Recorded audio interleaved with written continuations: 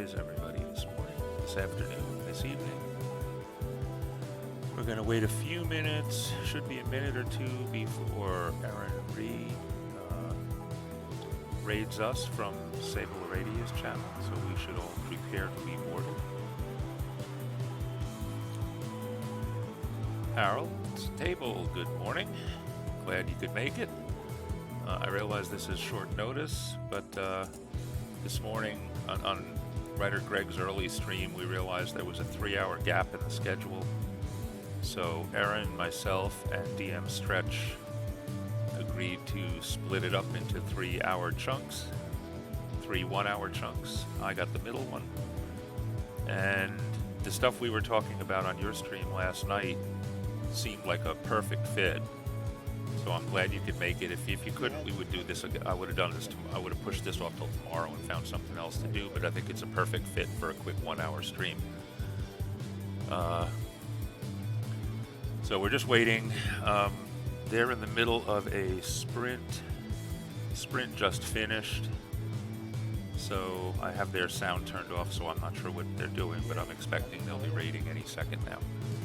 So we're going to just kind of wait for them. And then we will get started. I will show you that I have ready to go your jackalope. And what I'm going to go through, I'm going to end up explaining this again in a second, but what I'm going to go through real quick is the resources that are available basically in World Anvil. Nice. Oh, my music is higher than my voice. Interesting. It shouldn't be, but let us fix that. Ah, that's why.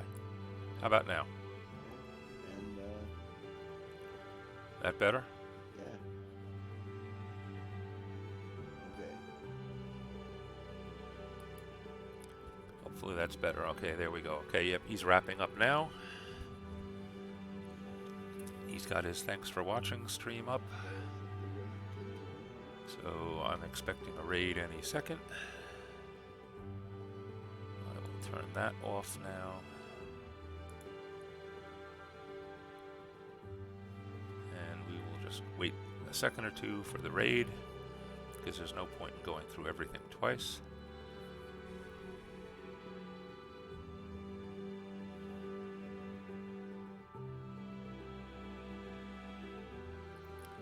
Tillers, here they come.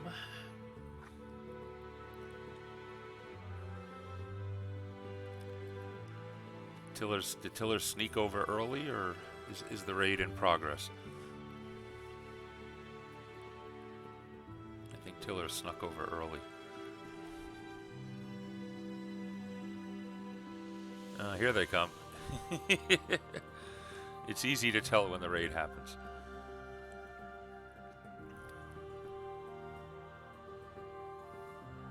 So, I assume I am about to be boarded. Or are we feeding the horde yet? Ooh, everybody's being quiet. No raid calls? There we go. That's more like it. Prepare to be boarded. Welcome Aaron/Sable. I know it's Aaron on Sable's channel this morning, I believe. I don't know if Sable is up out of bed yet. It's still silly o'clock in the morning over there on the west coast. Oh, but I see both Sable and Aaron in the chat, so maybe they are both conscious. Okay. This is an unplanned stream, but as it turns out, last night I was on a stream. I was on Harold's Tables stream last night, and we were talking about some of the resources available in World Anvil for DMs, and particularly for Pathfinder 2 DMs, because they've been growing. And it's great that Tiller's here, by the way. Before we start, everybody, we owe a big round of applause to Tillers, because he's the one who's been cranking out most of the stat blocks especially for Pathfinder 2, and one of which we're going to feature very much in just a moment as we build a creature and make it available for the community.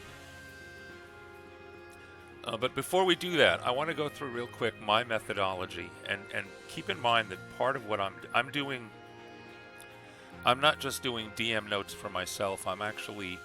My objective is to actually put together adventure modules that can be packaged and published. So I do spend a little bit of extra time, with formatting and organizing and that sort of thing, and putting in a lot of notes that I normally wouldn't bother putting in for myself, but I'm putting in for the benefit of other DMs who may pick up this adventure module in the future and try to run it, and in particular new DMs who might want to use this, because especially the adventure I'm talking about here is a first level adventure, but new DMs who might have never dungeon mastered before.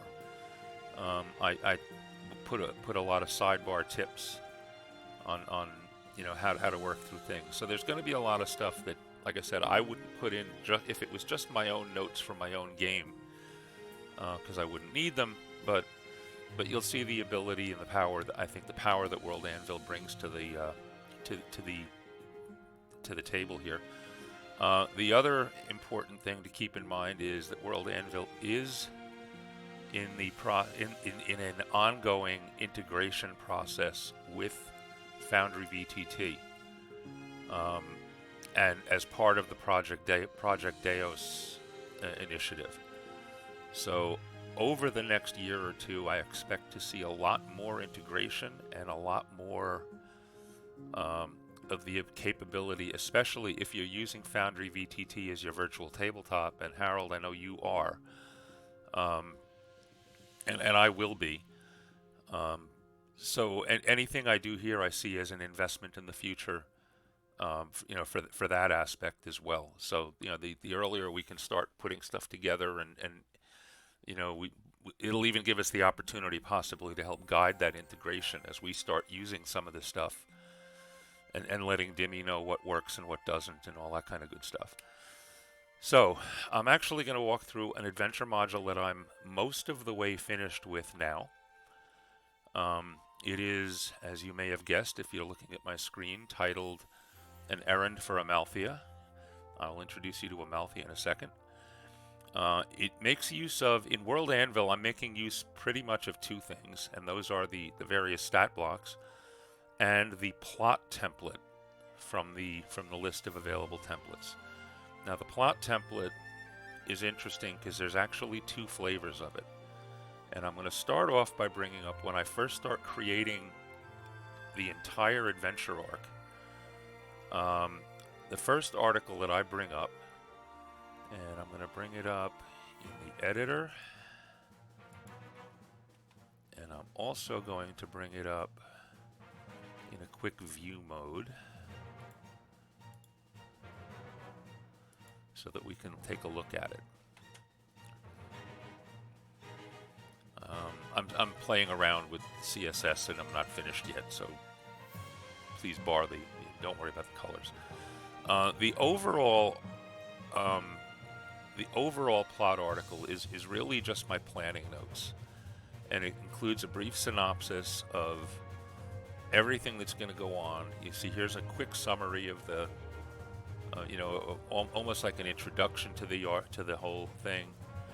I lay out very briefly what my component encounters or scenes are going to be, which chunks, and this helps me identify especially what maps I'm going to need and what locations are going to be involved in that, and what creatures. And then just a couple of general notes for how, what the overall flavor of the thing should be. And if we look at the template, we'll see some of the stuff that's available. All right, again, we have the general overview. And I've written this, again, to be appealing to somebody maybe pulling it off a shelf, whether it's a virtual shelf or otherwise. And when you go into the plot title, the first thing you'll notice, in addition to the usual World Anvil thing down here, the show template specific prompts and connections.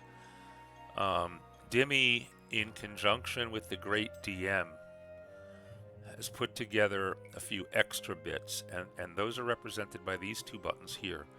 And you'll see one of them says one adventure and one is adventure phase. Well, the adventure is this overarching article that I'm talking about. So let's just look at that real quick and see what popping open that brings. And it lets us define an objective and a theme and a type, and these types are thwarting, delivering, collecting, discovering. If you follow the great DM, he explains all of these things in great detail. Is this part of a master plot, a character plot, or just a little sidebar or something else? What are the adversary types? I don't have a big bad evil guy in this one, so it's just grunts or henchmen. And again, I haven't even filled all these in, but depending on what you're doing, you might want to. And again, this is planning. All right, what do we expect? All right, what do we expect from this kind of adventure? And you know, so what do we think is going to go on? What do the players have to learn? List 10 names is just an interesting thing. The great DM suggests, or the great GM rather, suggests that you have a handy list of potential NPC names in case the party goes off the rails and, you know, they really want to know the name of the baker that's selling them their loaf of bread. You have a list where you can just pop the name right off the list instead of having to fumble for it, you know, or ending up giving them a name like Bready McBreadface or something like that. How does the outcome change in master plot? Again, these are all thinking, planning things. And then he goes into an Act 1, Act 2, Act 3, which is a little more writing-oriented, I think, than DMing-oriented. But you can use some of these bits and pieces if you want. The other flavor of this template, which I'll introduce you to in a minute, actually changes up what some of these things look like, and it focuses more on an individual encounter level thing. But I'll put those away for now. The other pieces I don't use much in the master plot. I do list the scenes and the general themes, and that's basically actually all that's here. So we have this article, and then if I come back and look at a particular scene, and let's look at scene 2. Let me get rid of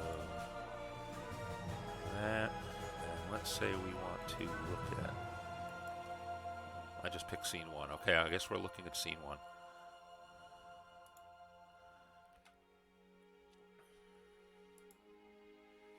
Okay, this is what it's going to look like eventually. All right, scene 1. Now for scene 1, I use the adventure phase.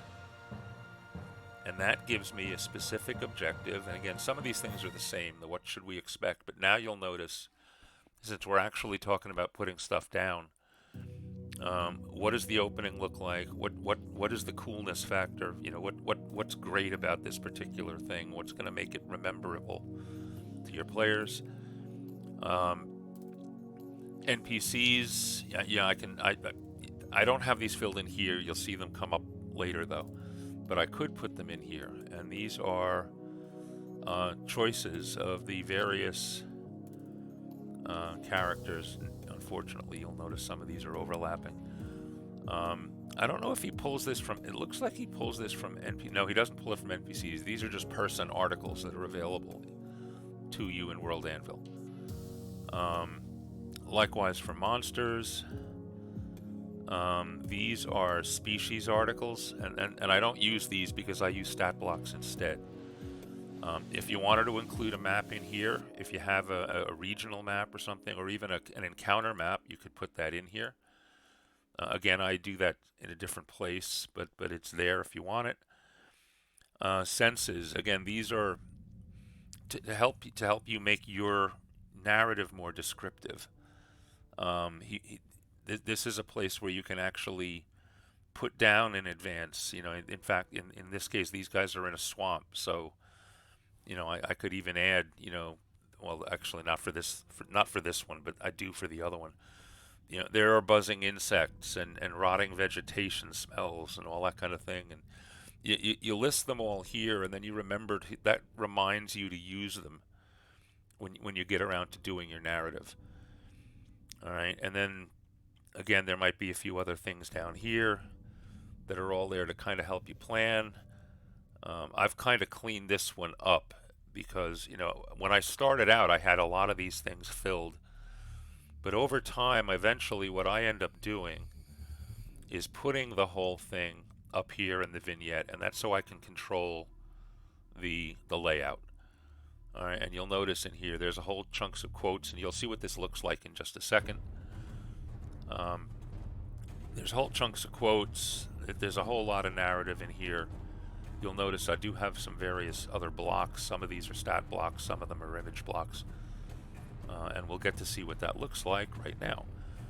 In World Anvil article form, here's what it looks like. This top section here is the stuff that came out of that adventure phase piece of the template. And then from here down is my narrative. And this is again in the World Anvil display format. We're going to see this in a different format in a minute. These things that I have in panels are things that I would actually read to my players, and the things in between are my notes as a DM as to what to do, or what to expect, or what to let the party do, and how to guide the party. So these are the stage directions, and these are the scripts, if you want to think of it that way. Along the way, again, I point out anything, and again, remember, I'm trying to help new DMs. So, there's difficult terrain involved here, so there's just a reminder that that's there, and what that, you need to know what that does. And then you come along, and then here we finally get to the attack that happens in this adventure, and here you'll get your first glimpse at what at a monster stat block looks like in World Anvil for a creature, and this is actually, I call it a marsh alligator. This is exactly the crocodile right out of the book, right out of the Bestiary 1. But you'll see all of its statistics are here, its special abilities and its attacks, its melee attacks, special abilities, anything else that's important about it. Then we're back to the script, and here's the end of the scene, and after that I threw in at the bottom some key NPCs. Branwen Pinwin is the one who actually introduces the adventure. Definia the Naiad is another NPC that, and what's interesting about this stat block is I have put into the system a generic Naiad template. Once that's in the system, you can make a copy of it for yourself. And with that copy, all of the good stuff stays in, and you just have to add anything that's unique for this one person. For example, I changed, instead of common now, Naiads may be common, but Definia is unique. I still need to do a little work on this one, but there should be another paragraph up here that actually talks about Definia specifically. Other than that, this is just a regular stat block available from now from the community. So here's what it looks like here, but this isn't where you'd be using it if you're playing a session. It could be, but it doesn't have to be. If you're playing a session, alright, then what you want to be looking at is the campaign area. And first of all, one of the things you can do here is actually track your game sessions, and there's some tools available in that I'm going to go into at a different time. What I'm going to jump into now, though, is once your session is running, and you have Foundry or whatever virtual tabletop up and running, and yes, it works best if you have two screens to do this. But if you open the storyteller screen, all right, you come to a whole new section in World Anvil. And in particular, what I'm going to do now is I'm going to come down to story. I've loaded in for this campaign. I've told it that these are the plots available, and you'll notice here again I have my master plot and then all the subs under it. And eventually there's going to be, one of these sets for every adventure that I have. So now let's say we're running. Well, we started looking at scene 1, so we'll click on scene 1. That brings the article in here. You'll notice the CSS is different. All right, but it actually works and fits a little better. And again, we have, these are the bits I'm reading. These are the bits that I'm acting on. Now you'll also notice I did have a sidebar up here. There's a long section in here where they're traveling alongside a stream, and Daphnia is in the stream, kind of keeping them company. And as they go, if the party is conversing with her, she will provide all kinds of possible information that they might find useful. All right, and that's what this whole sidebar contains, is all that little extra stuff in this particular case. Now, if I look at a different plot, this one doesn't have much of anything. I'm still working on this one. I have some formatting issues. This is an interesting one because I have a fight in here that I've sized for multiple parties, and it changes the number of bad guys. So I've changed the text a little bit. These should be side by side. I have to clean up the CSS a little bit. Again, here's the critter they're going to be facing, and yeah, there's some CSS issues when you move into the story mode screen. Those will get worked out. I'm not worried about those. Combat strategy, again, these are 2 side-by-side panels. One for a now this combat strategy, this is what the boggards are going to do when they're fighting the party. And I like to lay that out again, partially for me, but also for another DM to, it's just not normal. You got 3 bad guys over there and your party over here, and the 3 boggards just rush forward to die. All right, far too many games get run that way, and in reality, that's not the way these guys would work. They have ranged weapons. They're agile. They have a particular special attack that gives them a benefit if they approach the party from the flanks. They have the ability to possibly pull the party apart. So they're going to want to use that. So I actually put in some combat strategy notes to help another DM. And first of all, like I said, it makes me think about it in advance too, so that I'm not floundering at the table. But it'll help another DM, also work about, figure out how to do things. So again, this stuff is all available here. The other things that you can do while you're playing your session, though, and I don't have everything loaded in here yet, but there's a library section where you'll have access to various stat blocks that you have ready.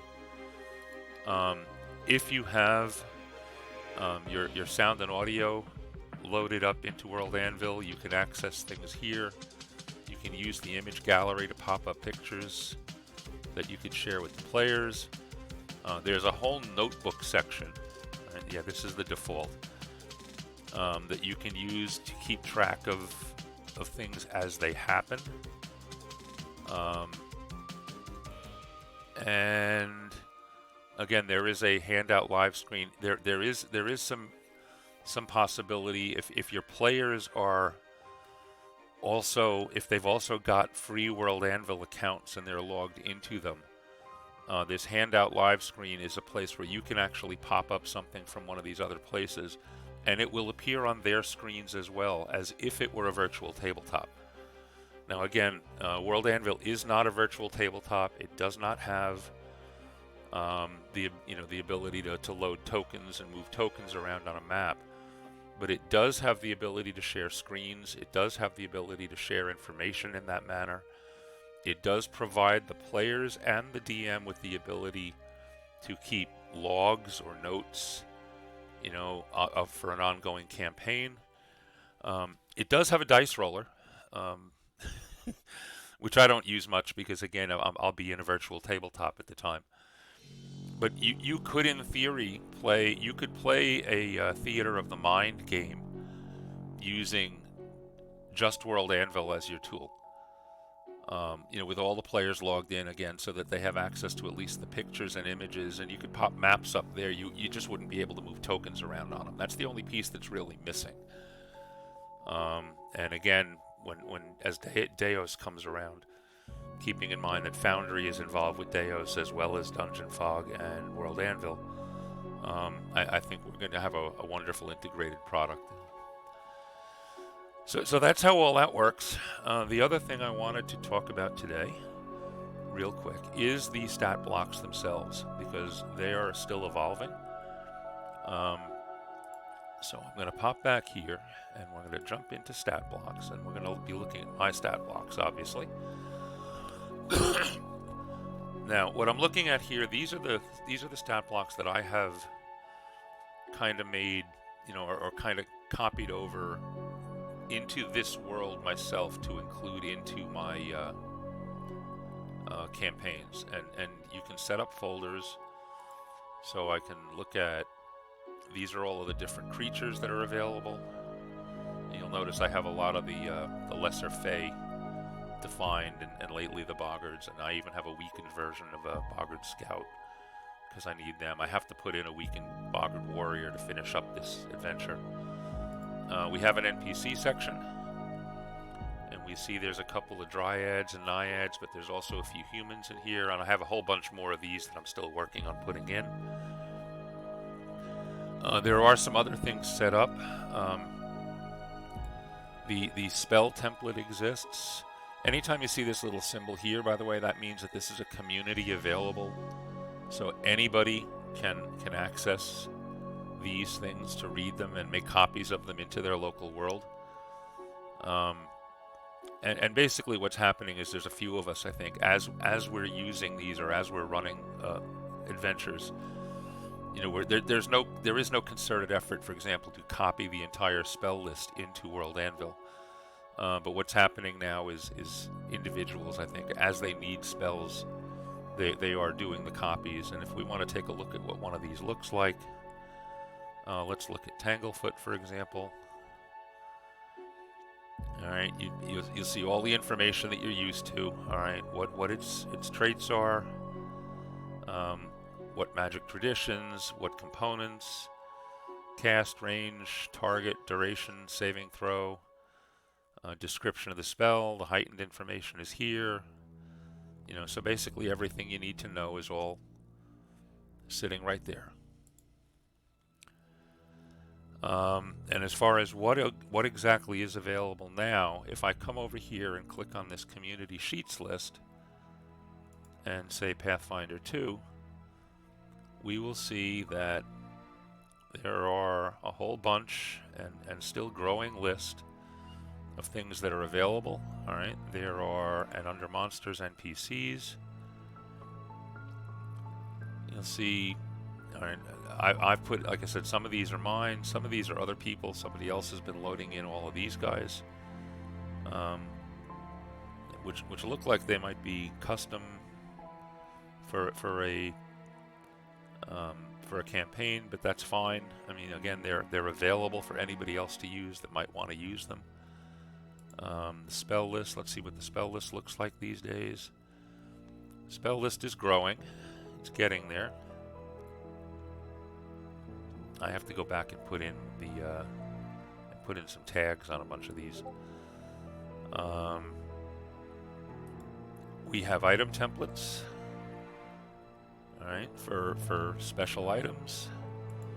We have an action and feat template. You can see that looks like it's growing quite a bit. Oh, quite a bit.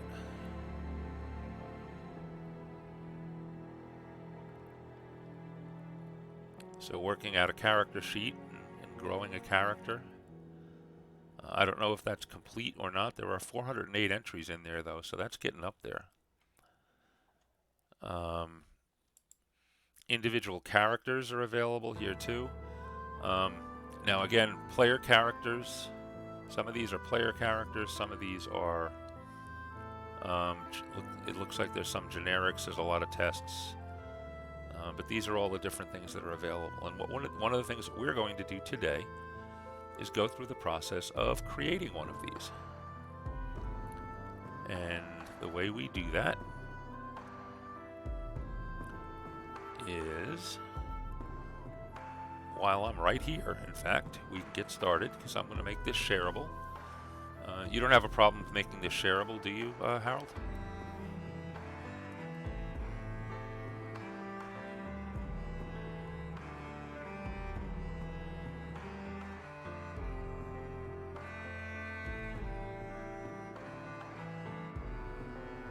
Not at all. Good. Okay, what we're going to do, I believe this was a summer camp article that Harold's Table or Starlock.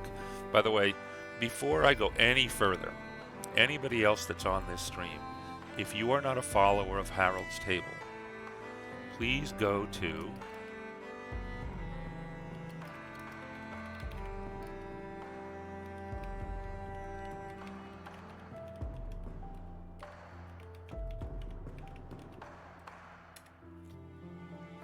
please go there right now and click the follow button. We're trying to get Harold to affiliate. He's got a little ways to go. Harold's Table is doing a lot of work in World Anvil in conjunction with Foundry and with Foundry VTT and Dungeon Fog. You know, he eventually is going to be the other integration master, I think, and specifically for Pathfinder 2. But all of this stuff applies to everybody. So please give Harold a help, and if you haven't done it yet, jump over to his channel and hit a follow. Give him a quick follow. So anyway, during summer camp, he created for one of the prompts the horrifying jackalope, and because the stat block didn't exist at the time, he kind of faked it and did a pretty good job. And what we're going to do right now, though, is we are going to turn this into a real stat block. Now, I want to look through it real quick on screen with everybody, but then I'm going to drag it over to the side where you can't see it and just have it up for reference as I bring up the stat block and load it up. You were also very new at World Anvil. By the way, so was I. I joined World Anvil a week and a half before summer camp. So there's a lot of that. So anyway, the jackalope. Now you have a lot of this filled. Again, this was specifically for your article, and it specifically has to do with your world. So we're going to take some of this stuff and kind of genericize it. We'll at least make a start at it, and eventually we can between you and I we can finish it up, or you can take over and finish it up. The stats are all exactly what I need to see. You got all the basic stats here. We're going to have a little more fun with the big sharp teeth and the antelope horn attacks. Some of this basic information we're going to turn, well, the low light vision, there's a place for that. Some of this other stuff we're going to turn into descriptive text. And there might be another few odds and ends that we end up creating as we go. I have a couple of interesting ideas, for example, for a special attack. I think this thing needs to have a leap attack, especially if we're thinking Monty Python. It should have a special leap action that, from like 15 feet it can leap and strike in one move. So we'll do things like that. We'll see if that leaves it as an 8th level creature or if it pops things up. All right. So anyway, again, this is basically it, and we would have the ability to add an image. I don't know if we want to add one of these images right now. That's something that can be done later. So we'll talk about that. But anyway, what we're going to do is we're going to walk through creating a template or creating a stat block, and then pulling it into a world so that it can be used in a campaign. I'm going to copy this over or drag this over to my other screen so that I can see it. And then now remember, I'm in the community stat block area. I am going to create, I don't want to create a new sheet. This creates a whole new template. We don't want to do that. We're in Monster NPC. These are the edits. I need to come back to here, and from here I'm going to create a new Pathfinder 2 sheet.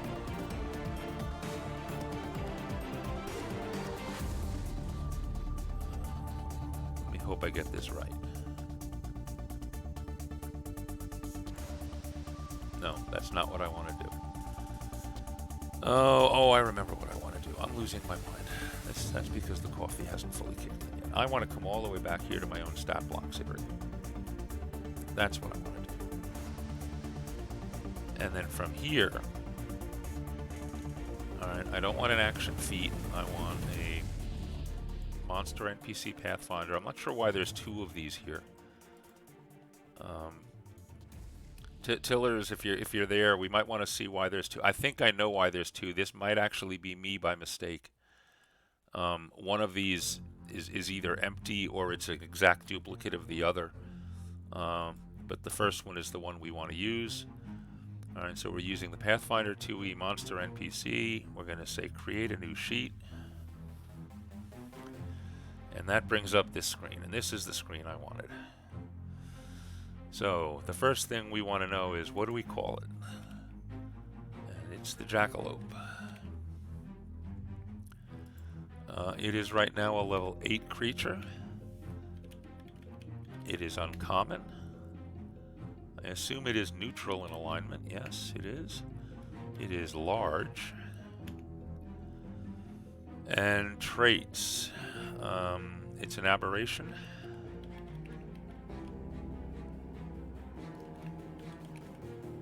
And an animal. This is a creature. This type class is here so that because this same sheet is used for NPCs, and you could put in bard or warrior or fighter, for example, or whatever there. If we had an image if I had an image in my catalog, I could put its ID here. I don't right now, so we'll not worry about that. This is the text that's going to appear at the top. That's narrative text. So I'm going to drag and copy a little bit of Harold's article, and then we might adjust it a little bit.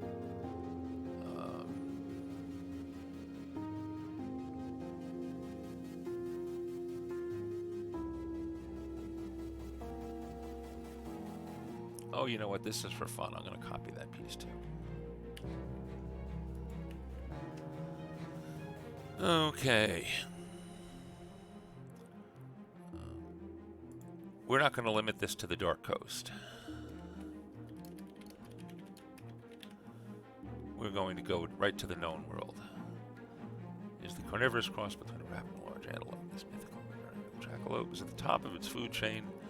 Often weighs a ton and worse, hunts in packs. A pair of jackalopes.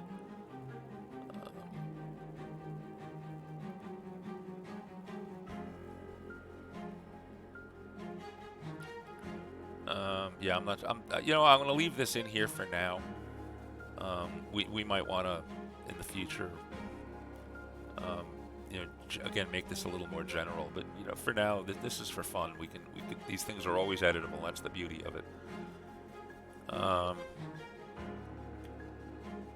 But we'll leave that for there. Okay. Let's move on. Perception is +16. You do have to include the plus signs. Question for you, Harold, is I'm a little off on this. You have for languages, you have Aklo. Is that one of the standard Pathfinder Aklo languages, or is it something specific to your world? I'm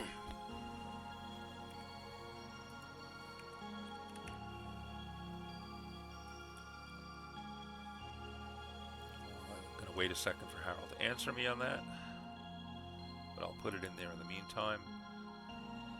Skills, I can just copy and paste this.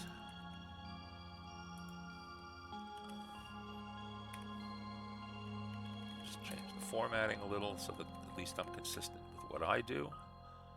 It is standard. Okay, good. Okay, let's see now. Strength is +6, Dex is +4, Con is +4, Int is -4, Wisdom is 0, and Charisma is 0. It doesn't carry any items. It has an armor class of 24, Fortitude 16, Reflex 19, Will 13.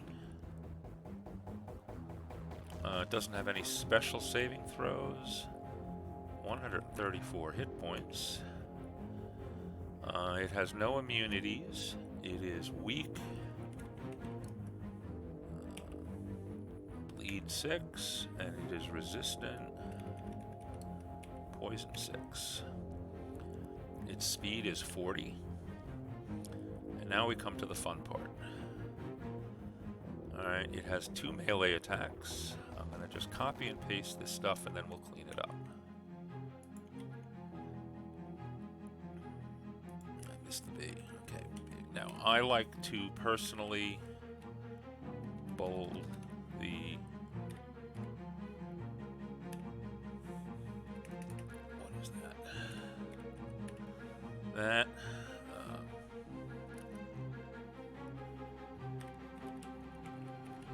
we do want it to be one action.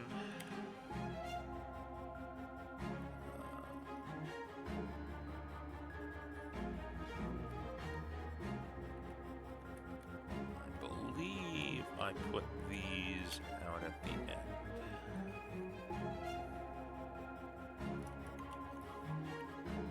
Alright, so...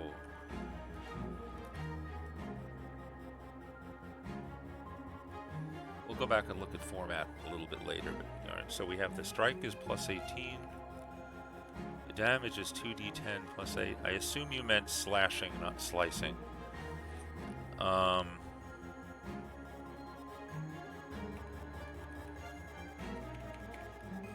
I'm going to add another, though. You have Deadly D10. I'm also going to put Versatile P on this. I think you'll agree with that.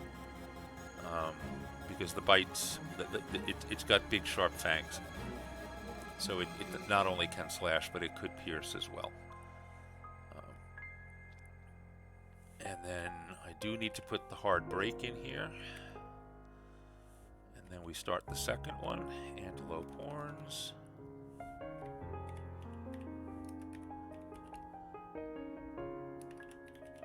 Action.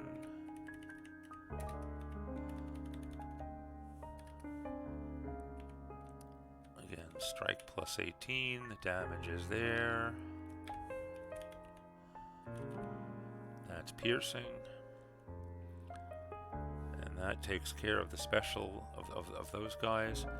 It doesn't really have a ranged attack. I think we're going to come back and address... I'm going to fill in all of the stuff that you have first, and then we're going to come back and we're going to talk about special abilities for this guy. The other thing we need to do is up in perception.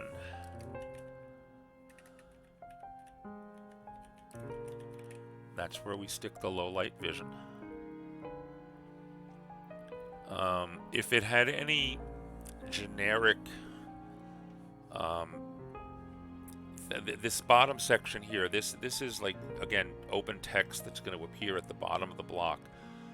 If you look at my Boggart, for example, I will put things like Swamp Walk down here, general abilities that not just this creature but other creatures can have.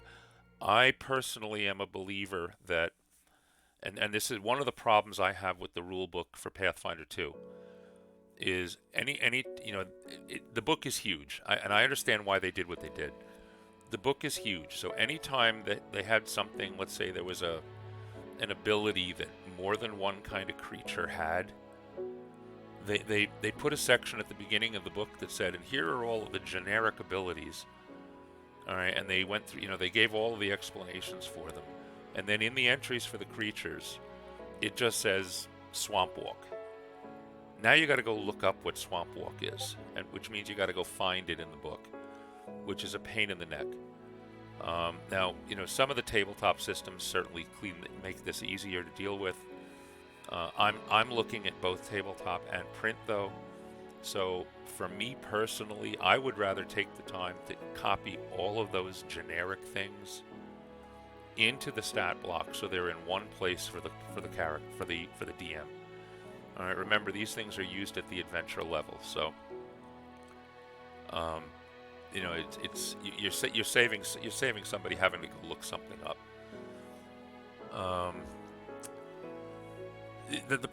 You could hyperlink some of them.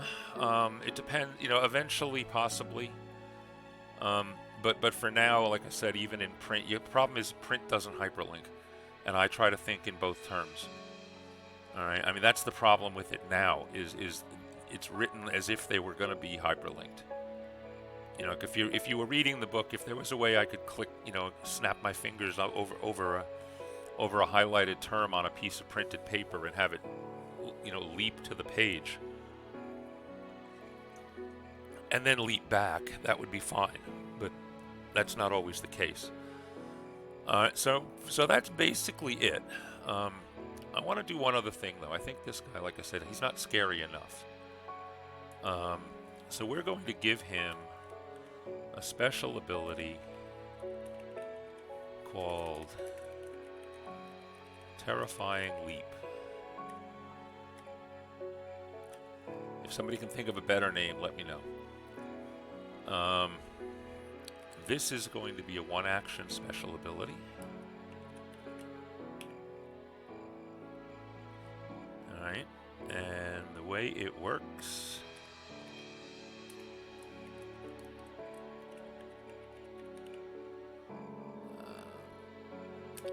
the Jackalope. In a single action. Leap up to, what do you think, 15 feet? It's large, so we'll give it 15 feet. Up to 15 feet at a chosen target. And strike that target with big, sharp teeth.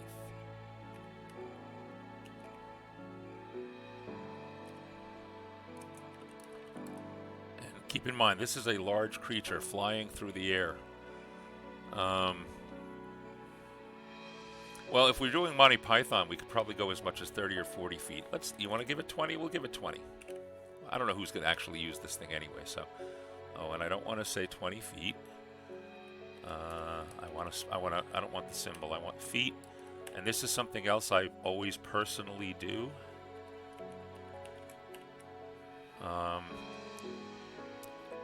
The general conversion for Pathfinder is the typical 5-foot block becomes a 1.5 meter block. So 20 feet would be 6 meters. It's not an exact conversion. It doesn't need to be. If the strike is successful, the target creature must save versus, or must make a reflex save. DC, what's the standard DC? Alright, real quick, what's the standard DC for a level 8 creature? Let's see, 15, 16, 18.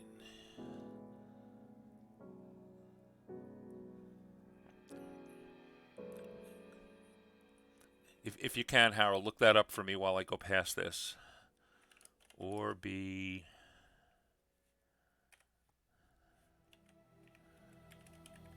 knocked prone.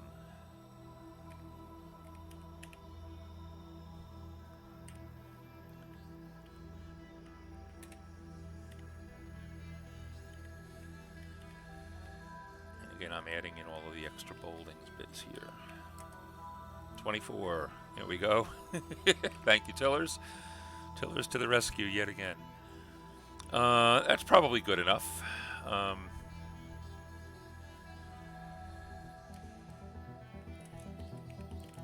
with the jackalope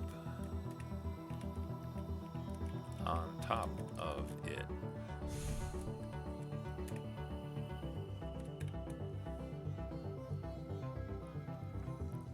Okay, so let's see how this looks. Now the other thing I'm going to do, I'm going to jump down here. We do want to give this some tags. All right, this is Pathfinder 2. It is a monster. It is a creature. We can probably leave it at that for now. I could put it right into a world, but I'm not going to. What I am going to do, though, is click this little tag. Oh, it put a world in there for me. Okay, so I guess I'm getting...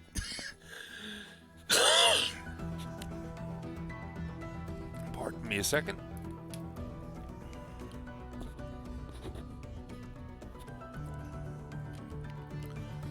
Alright, so it's giving it to me in my world. It gives me also the opportunity to put it into one of my folders. Now, when somebody else goes to grab this, they might have different folder setups. That's entirely fine. And we're going to hit Save Changes. And let's see what we built. So here we go. We have a jackalope. It is uncommon, neutral, large, aberration animal. Here's our description. Here's our perception, languages, skills, basic abilities, armor class, saving throws, hit points, weaknesses, resistances, immunities, and other bits will also show up there. Its speed. Pardon me. There's its attacks. There's its special ability. And we're done. Nice, quick and easy, painless approach.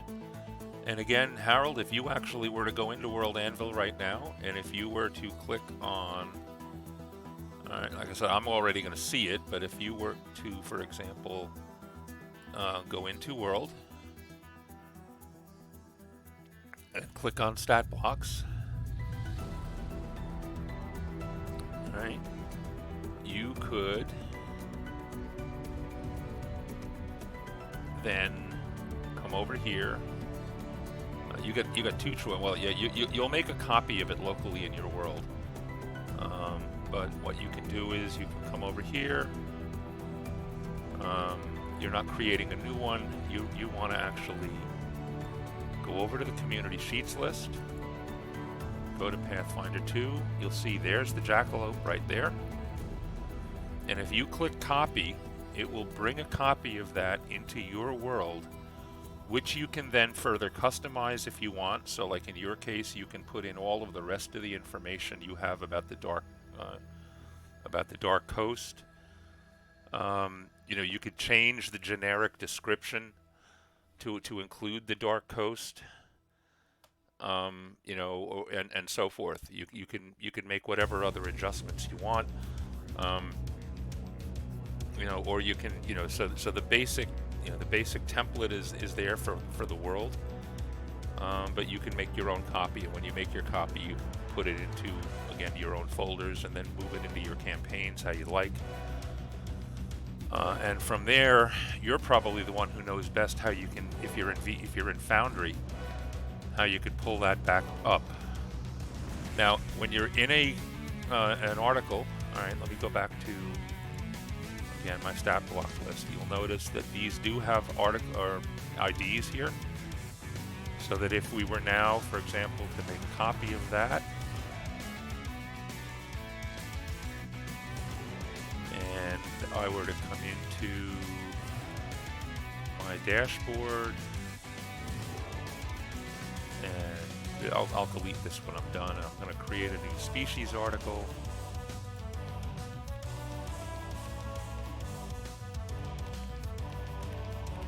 The jackalope.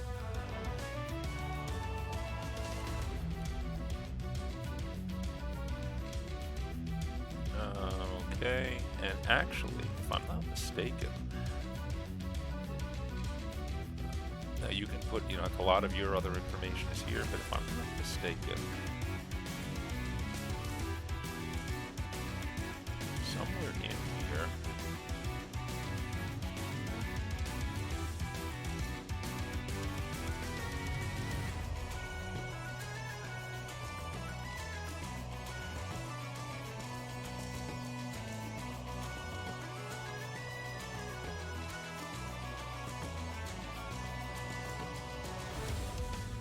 I guess it's not in the species article.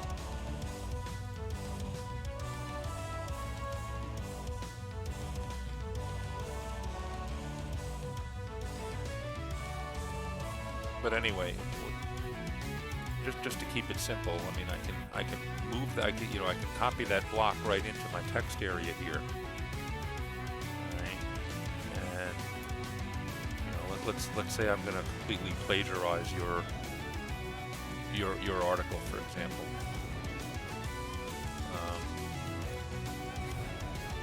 You know, so I will delete this. I'm not going to take any credit for it. But there's the text from your article.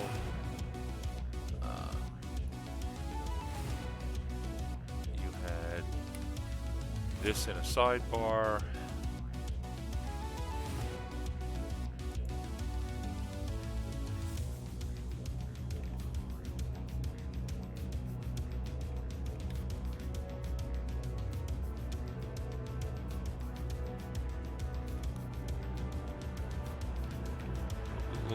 You'll see how this goes. I mean, like I said, I'm just doing this for example right now. And if we view this, there's the article, there's the jackalope, there's the stat block, there's your sidebar. All right, you can see how quick and easy it was to include it in an article for something like a challenge for World Anvil. Exactly. If you need to go back in and edit it, we can just come right back into. If you need to edit it for the community, come back to Community Stat Blocks, browse Pathfinder, look under Monsters.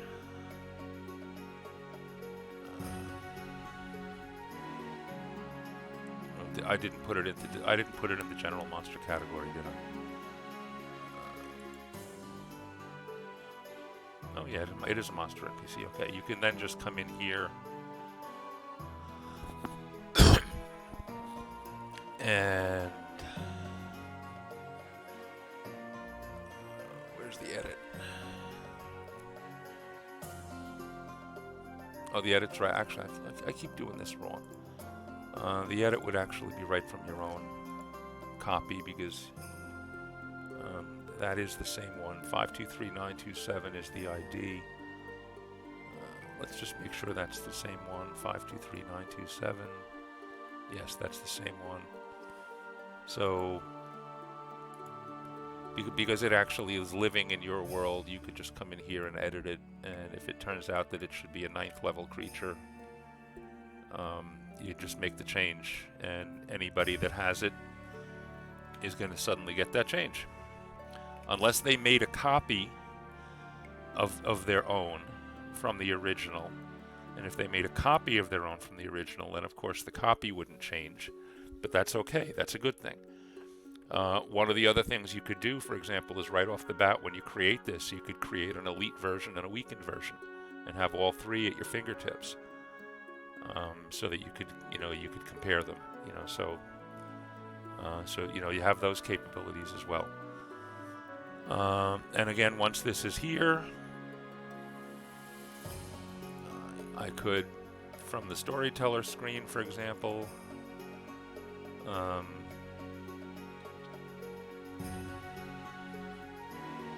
under prepare, that's right, this was the trick. Under prepare session,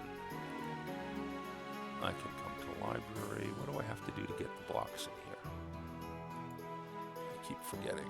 I'm still learning some of this session preparation stuff. I know how to get the plots in, and the specific encounters is that's something that they're working on.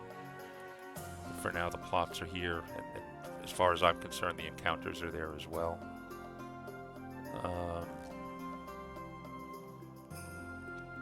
So again, this is still this. There is still some work in progress going on here with Dimmy, um, but I need to search and enter. Oh, good point. Jackalope monster NPC. I can either have the world version or my version. Let's take my version. There we go. And then add to library.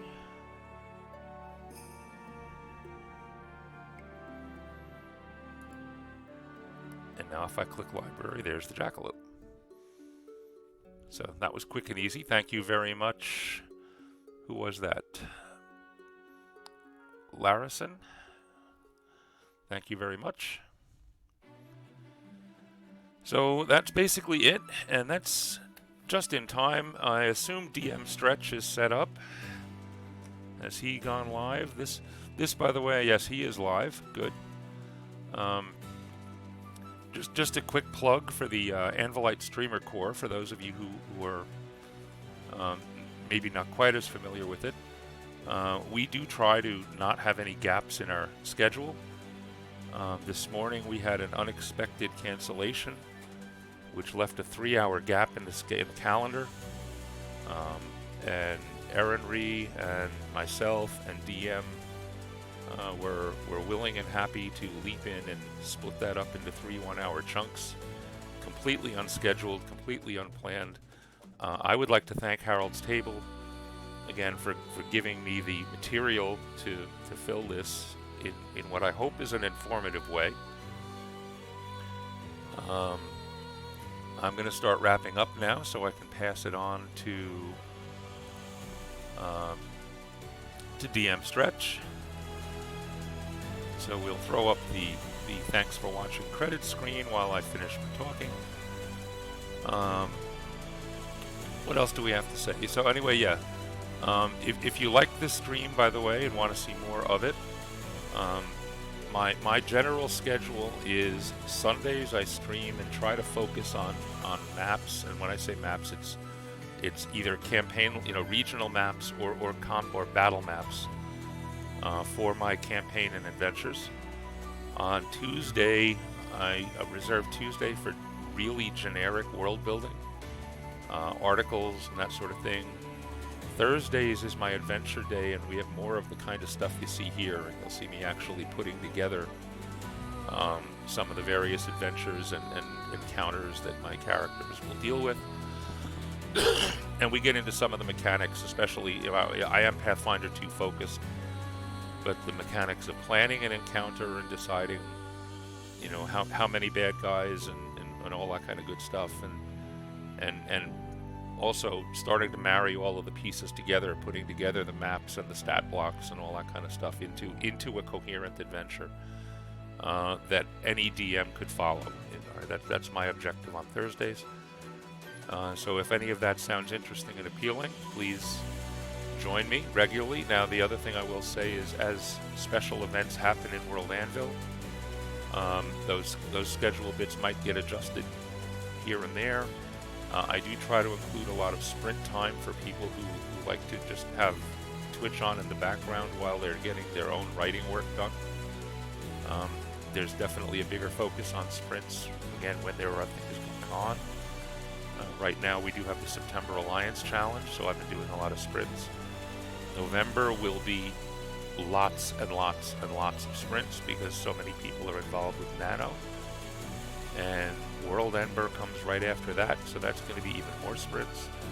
But again, I do try to get my work done across the 3 different kinds of things. So even if I'm not writing articles, a 10-minute sprint while I'm making a map is still just as useful. So with all that, I'm done talking for the morning. Again, thank you everybody for coming. If you're new to my stream, please, before you go, give me a follow. I am trying to get to 100 follows, and I don't think I got there today. Let's see. Nope, nobody new today.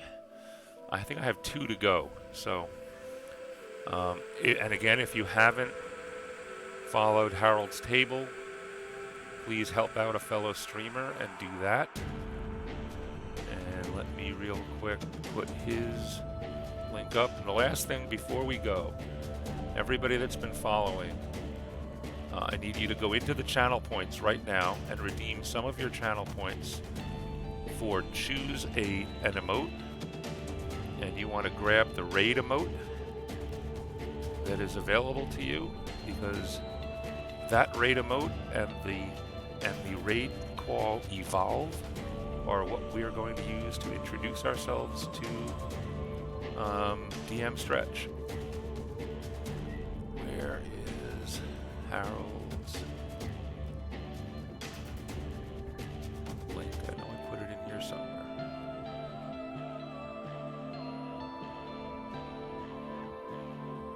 I want to put it up one more time. There it is. So yes, please follow Harold. Please follow me if you haven't. Everybody grab your emotes, not remotes, emotes. And if everybody is ready to go, we are going to raid DM Stretch. And the raid will begin in 7, 6, 5 seconds. 4, 3, 2, 1. Again, thanks everybody for watching this morning, and have a good rest of the day.